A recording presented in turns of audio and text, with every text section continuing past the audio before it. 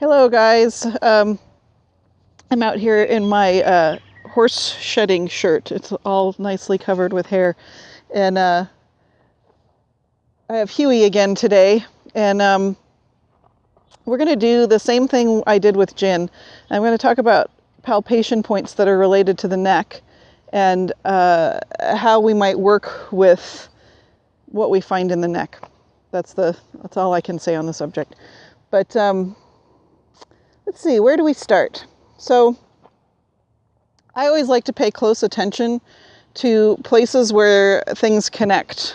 So where one thing connects to another thing, I like to pay close attention. So where the spine and all these muscles connect through the pole in here, that's an area where a lot of things can go wrong. There's foramen in the skull where there, which are big openings where nerves and the spinal cord and everything comes out. So you don't need to know all the details of the anatomy, just know this is a complicated area. And so a lot can go wrong there. It's a good area to check. Same thing here. This is a complicated area. A lot can happen in here. So this is another place where we have big openings. So we've talked a little bit about the thoracic sling. This is our thoracic sling area here. So this is another place where between the shoulder blades, hi Georgie, and the rib cage and all of that, cat, get out from under the horse.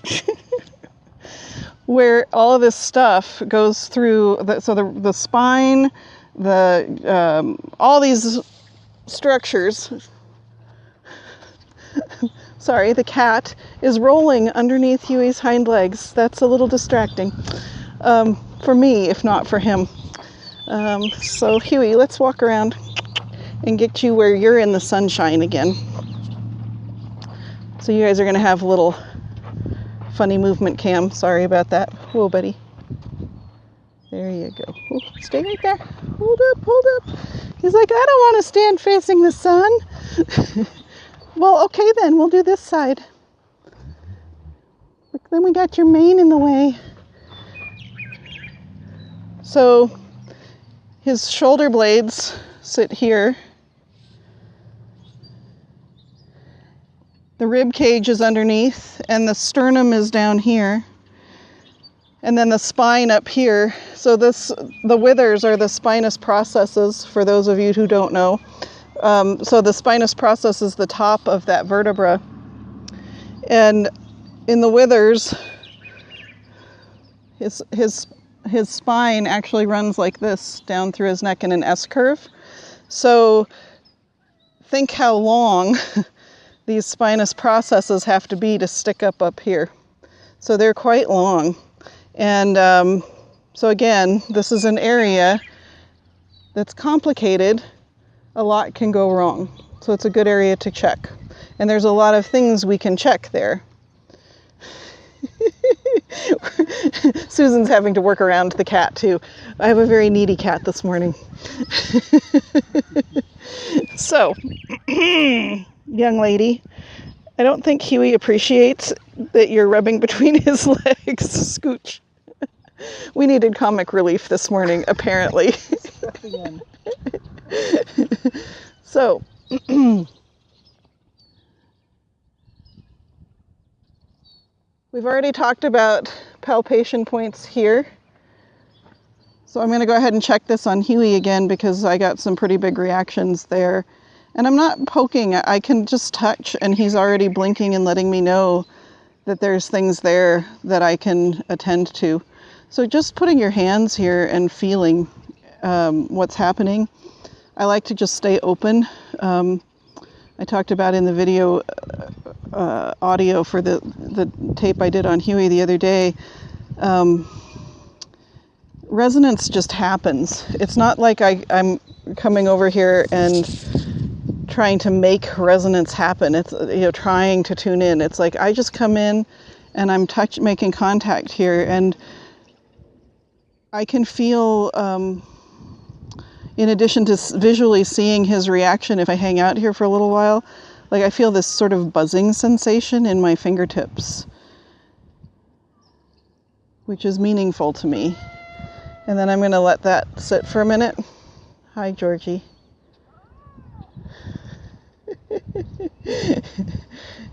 The neediest cat on the face of the planet. So one of the important things about the neck, while Huey's processing away here, there's a great big old bone here that's the wing of the atlas. And then we have a couple more cervical vertebrae back here. So this would be 1, 2, 3 cervical vertebrae. And all of the innervation that feeds the nerve supply that for the postural reflexes, the reflex to stand, walk, and turn, those nerves all originate in these first 3 cervical vertebrae. So again, this is another area where a lot is riding on this. If there's any impingement in this area from the pole here behind his ears back to that 3rd cervical vertebra, it's going to impact his ability to coordinate himself to stand, walk, and turn, which we saw in the video when I did the figure 8 with him the other day. Yeah, I know. So I know I have a lot of work to do in that area for Huey. And he did this a lot yesterday or day before, whenever that was. I lose track of my days. Where he would put his head towards me, and it seemed like he wanted me to support his head in a particular position, which is a great thing to do for releasing tension in the neck.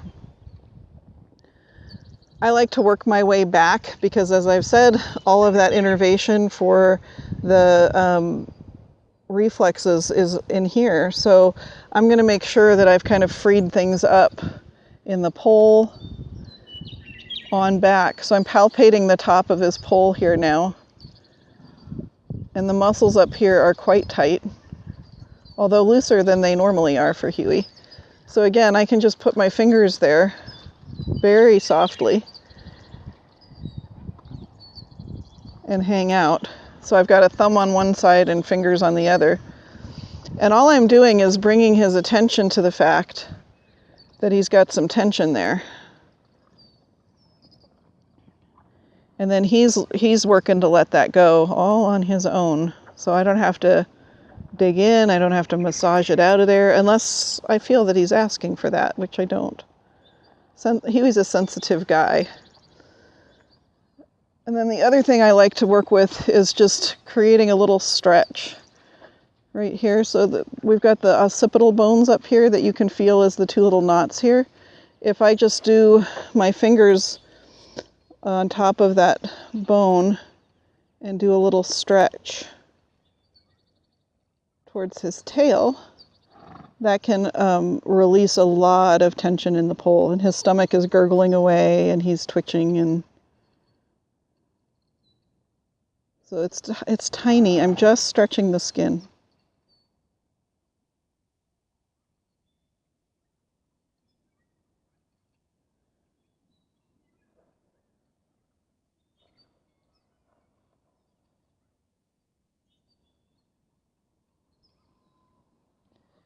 And I'll give him a minute and see how he feels about that. The other area that I can work with when I have tension in the pole is the ears. And I don't know if Huey will want the ears today or not, so I'm not going to force it because Jen taught me not to do that. So, but if he wanted it, I could come in here and just do similar kind of thing. Think about stretching the skin on top of that ear. So I'm stretching this area through here. Just stretching the skin. And when you stretch the skin gently, you're accomplishing a couple things. One is I'm working with the fascia. And fascia is connected all the way through the body. So I don't have to dig deep to work the fascia. All I have to do is give a tiny stretch, and it's going to stretch the fascia through the entire body.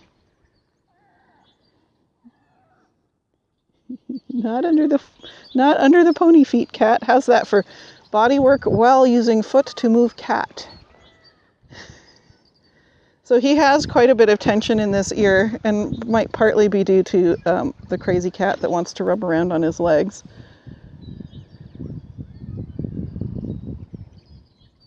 But there's a lot of tension in this right ear or left ear compared to the right.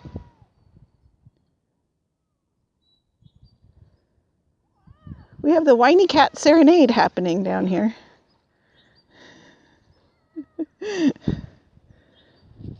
Georgie is providing rubber chicken style relief today. Comic relief. Lest we decide to take things too seriously. So as I'm working with this ear, I can really feel how he's holding some significant amount of tension up here on his pole. So I'm just going to stretch the skin on top here and give him a little bit more input.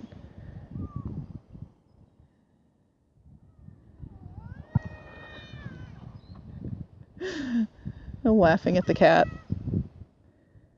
I don't know if you guys will be able to hear her on the tape, but it's quite hysterical.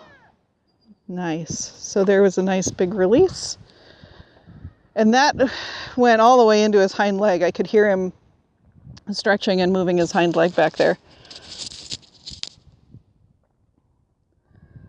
So that's cool. So I can treat this as a follow-up to what I did the other day with him, where I could definitely see some things in how he was coordinating himself to move. And then interestingly today, he's been standing around like a goat on a mountaintop since I saw him. So a few of you have asked, you know, can I rebuild muscle in my horse just at the walk? Yes. And you can do it even at the standstill, just working with these postural reflexes. So I just did a little bit of postural reflex work with Huey the other day, and it made him sore. So that's largely why he got selected to be our guinea pig today, just so that he could continue to have things free up after that session. So I'm going to come back over here and we'll see if Susan can get close up enough to see. Visually, I'm going to assess, and I can see he's got divots and little lines and divots and creases and lines that go this way up into all of these muscles. And what I'm looking for in his neck ultimately is that the muscles are smooth here and here. So if he were to arch his neck, he'd have this nice smooth muscle here and nice smooth muscle here, which he started to get a little bit when I was working with him the other day. And then this is where I was working the other day that he got so into. He's got a dip right here and a bulge right here. And so there's just a ton of tension right in that area. And he's already, just in me stroking it, starting to process that. So I'm going to do what I did the other day, which is, again, just stretching the skin. The myofascial release style touching is really helpful on the neck because we can work in between, you know, get all the little tight spots that are protected in around the vertebra and things like that. And I'm just sending all of my body weight up in different places, and I'm looking for the place where I get the biggest, like there. That's what I was after. So I want to keep reminding him about these postural reflexes by helping him continue to free this up. So my sense is I need to stretch the skin a little bit underneath his shoulder blade, so I'm going to stretch it forward a little bit now.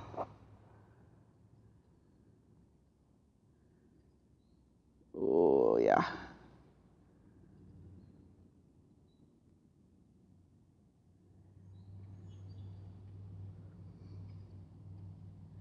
So I can influence his neck by freeing up all of the tissue underneath his shoulder blade, because the shoulder blade is attached to the rib cage by nothing but soft tissue. So I can see today what's different from the other day is his withers are actually higher, which always shocks me. But it's like just the little bit that we did the other day, his withers are sticking up higher than they were between his shoulder blades. So that tells me, it's another visual way for me to say, wow, he really lifted in his thoracic sling and started engaging some postural muscles in a different way. It's ultimately healthier way, but I'm sure he's sore from doing that. So if I want this all to free up so that his shoulder blade glides on his rib cage and his neck can be free to move, then one of the areas I have to address is this shoulder blade has to be, I can work with the shoulder blade to free up all the tissue underneath it. So I'm just, again, I can do that little rocking motion. So I'm just making contact and sending a little impulse through my body. He's creating the motion and I'm going ahead and continuing to follow it. And if I do that here, so I come in here at the back side of his shoulder joint is right here. If I come in behind the shoulder joint and rock this way, then I'm coming into the base of his neck. So C6, C7, the 6th and 7th cervical vertebra are deep in here. So if I come this way and rock his shoulder blade, I'm actually taking it in towards the vertebra in the base of his neck. And I can start to free up the base of his neck just by rocking in that direction. So it's a great way if you have a horse that doesn't have that spinnaker reflex that I talked about in the palpation points.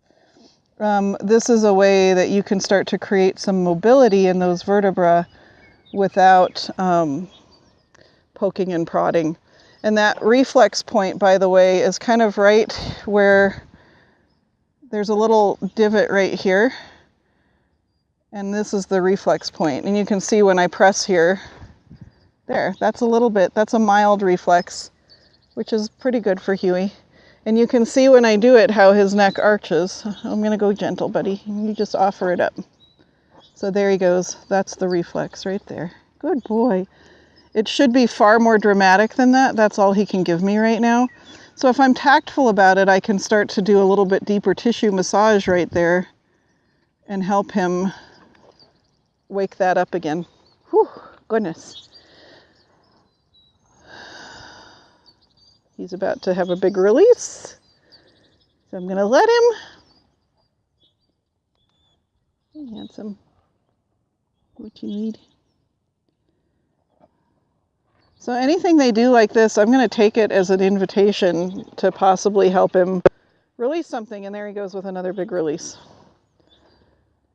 So I'm going to assume if he puts his nose towards me that he wants me to do something supportive, which I could do from here too. There you go.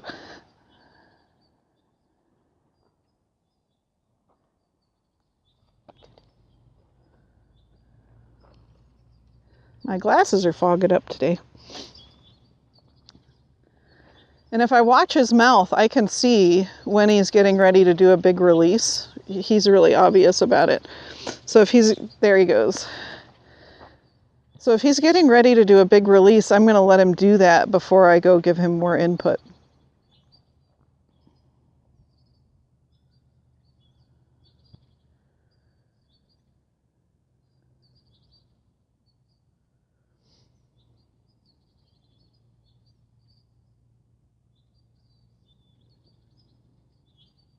For as long as he needs.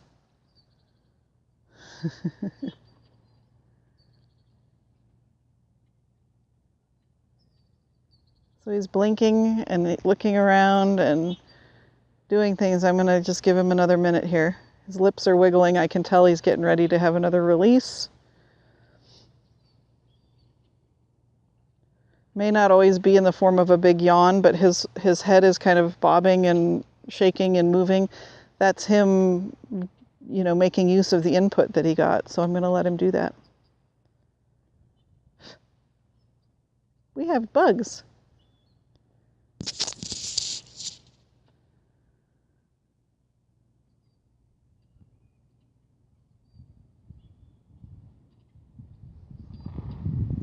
Georgie is complaining elsewhere now. So I'm going to go ahead and do a similar thing on the left side to what I did on the right side. He's actually standing a little bit better on his right front now, but he's still falling forward quite a bit on his left front. So I'm going to see if I can help him adjust his stance a little on this side. So again, I'm going to look at the withers, and There's a little hollow behind his withers that wasn't there the other day, and I mean, it just boggles my mind. And there's actually, it feels like kind of clammy heat on the back side of his shoulder blade. So it just always amazes me how much can change with so little input. So we did like 20 minutes the other day or so, maybe 30, just with the figure eight and freeing things up in the midst of it, and a whole lot of things shifted for him. So again, I'm just sending my energy, like I'm stretching the skin up. So I'm not pushing on him, I'm just stretching the skin up, and he's shifting his weight, which engages all kinds of little proprioceptive muscles. So every time he does that, where he's shifting his weight, he's engaging proprioceptive muscles. So I'm going to do the same thing here to try to free up the base of his neck. I can feel with my touch here how much tension there is in the lower neck muscles. So I'm just doing a little rock, stretching the skin forward and in towards his midline. And he's creating quite a bit of movement there. Nice job. So I'm kind of excited about that, because when I was doing this the other day, this left front, he really struggled to have that movement translate to where he could pick that leg up. And that might be why he's kind of sore up in here, because that was a very different movement from what he's been doing. The other thing I love to do, and I'm going to do it for Huey because he has, so many little dips and divots here in his neck. I could just go and put my hands on each of those spots where there's a dip or a divot. If they need to move, I let them, by the way. So I'm going to let him walk around a little bit. Listen to my whiny cat complain. And then we'll come back in. So I could come where all these little dips and divots are and just touch them gently. And just by doing that, anytime they hold a pattern for any length of time, the fascia and the tissue shrinks up around the area they're trying to protect and dehydrates. So when I do this gentle touching and gentle stretching of the fascia, what I'm doing is bringing blood supply back into that dehydrated tissue. So anytime I feel a really tight spot, if I do that little touch, then I'm increasing the circulation to the area and hydrating the tissue so that it has a chance to come back to health.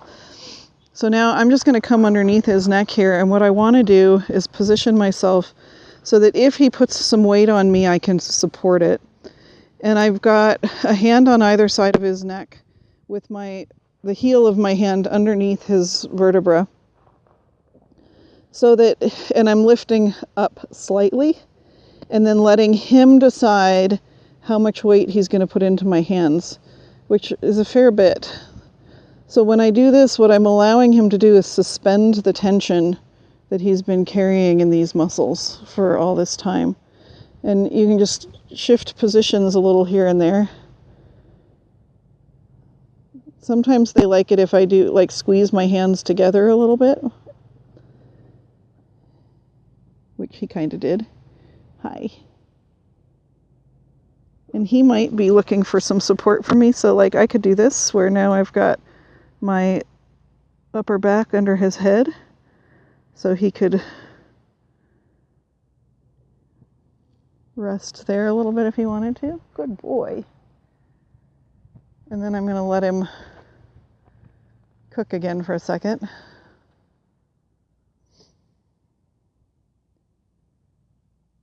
And I can see his little lips wiggling. He's getting ready to let go of something there. So I want to let him.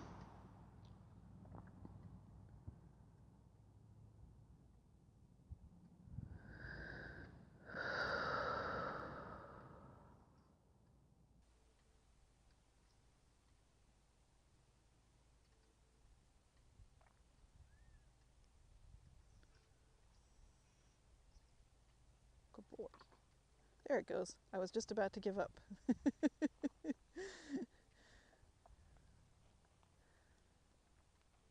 So one of the things that I want to make sure you guys really are clear about is that the entire body is connected through this fascial system. And so when I'm working on one part of the body, I'm working on another part at the same time, just through that connectivity in the fascia.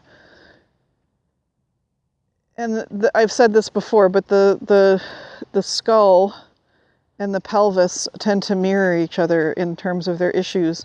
So because Huey has so much tension up in his pole area, I'm going to come back here and help him release his lower back a little bit, because that's going to help him let go of even more tension in his neck. And I can feel, I can see it when I look at him, his low back is humped up a little more than it was the other day.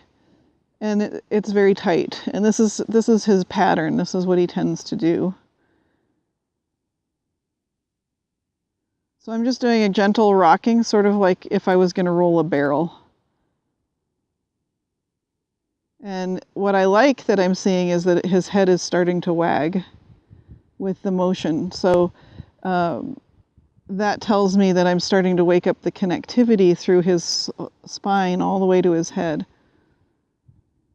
And again, I'm doing tiny rocking. The amplitude is increasing because he's increasing it. And I follow what so there was a big one. I'm going to follow what he's initiating. So I initiate it very tiny. And then whatever amplitude he creates, I match. So I am not creating this big movement, he is.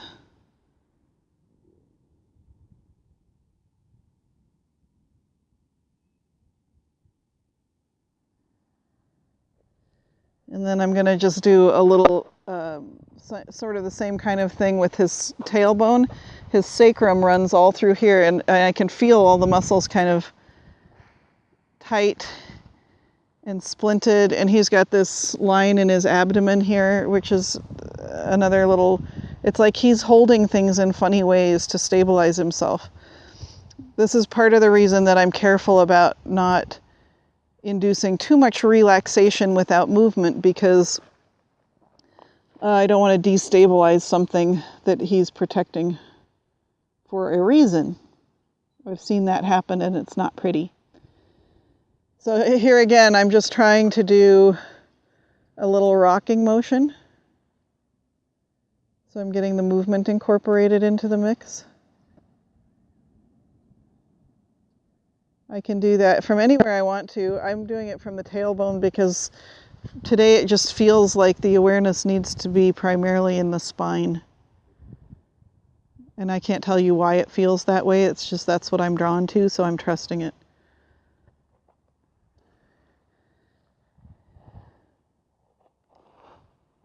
Now he's shifting. I'm going to see where he puts me.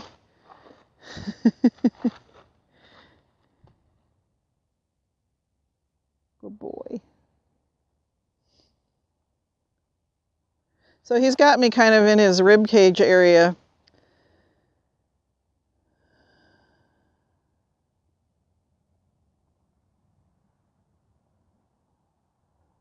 So I'm going to come in here.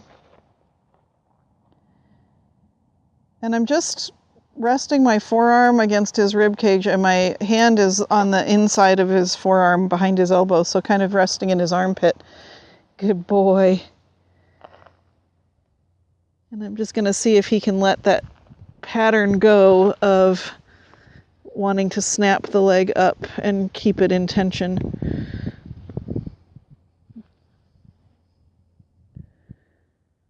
So we there change that habitual pattern from jerking, which he does a lot when we're trimming his feet too. So my forearm, and actually my whole arm in Huey, because he's tall enough, is just resting against his rib cage, my hand in his armpit. And then I can continue to work with the neck by adding input here and just stretching everything open. There you go, that was nice. And I'm going to go do the same thing over here. So rest my arm against his side, my hand's in his armpit, and I'm just gonna open everything underneath that shoulder blade. Nice job. Good boy, Hugh.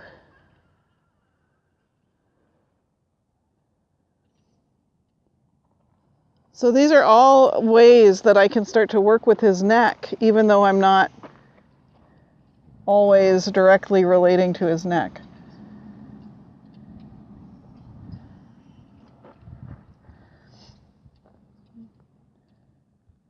So for Huey, the brachiocephalicus muscle runs here all the way down and attaches to the top of the front leg. It's one of the muscles that helps move the front leg forward. And he carries an enormous amount of tension in it. So, you know, that's how we can, in working with his neck, I'm helping his overall movement pattern. So I really like to make sure I'm freeing things up in here so that he can lift his neck and arch it and there engage those reflexes. Good boy. And I'm just going to see what we have for that spinnaker reflex on this side. Not much. So you can see on this side, it's like he turns his head to the side and his neck stays like a board. And I think that pattern is coming from up in here. So, and that tension he carries there. So I might just come in here and stretch that a little bit.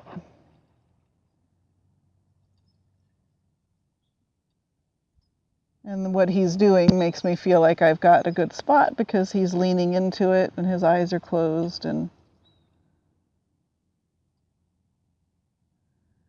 so I'm just going to kind of work a couple places here. So you see, you can play around with whatever you are presented with, and you're never going to go wrong by stretching fascia around tight areas. But I like to let things kind of release a little at a time. Like I'm not gonna make a huge effort to get this pattern to shift today, because what I would like him to do is begin to establish new movement patterns in conjunction with the release.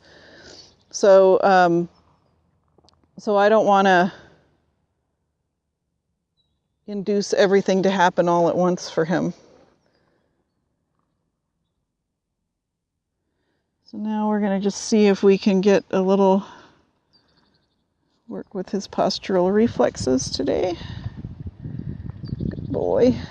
I know it's hard.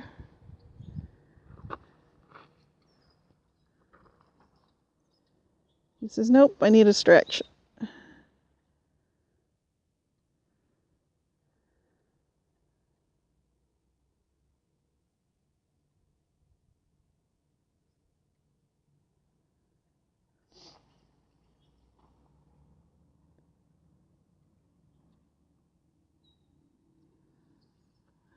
Again. So whatever I can figure out that he seems to want support with, I'm going to try to do it. And I might have to experiment a little bit to figure out, where does he want me? There we go. To get the release that he's looking for.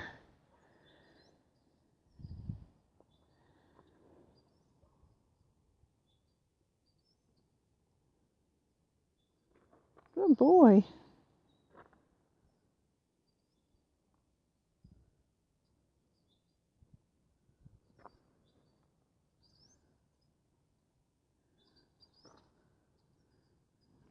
I have horses who will not do anything until I cup their chin and stretch this area out.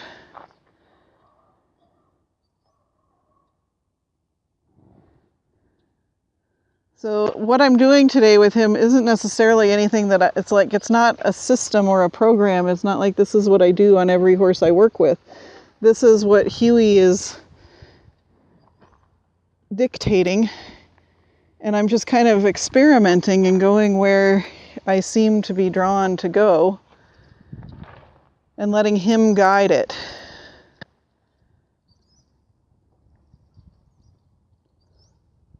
Good boy.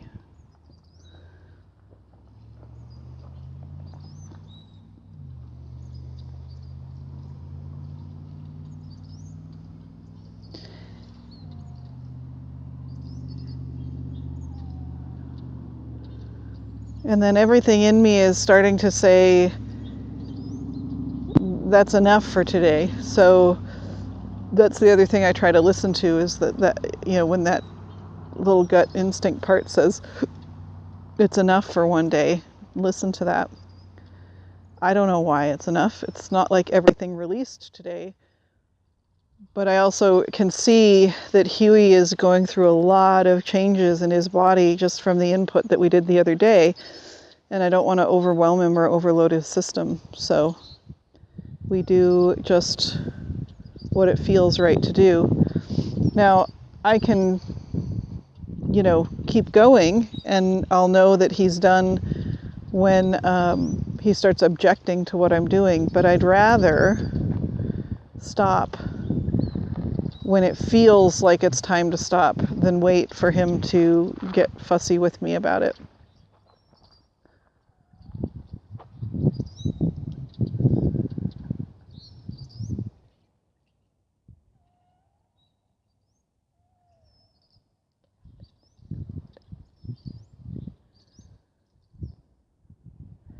And one of the things that's cool is I can see the little dips and divots sort of relaxing out a little bit along through here. There's just slightly less tension, so I'm happy about that. I'm happy with that. That can be enough for today.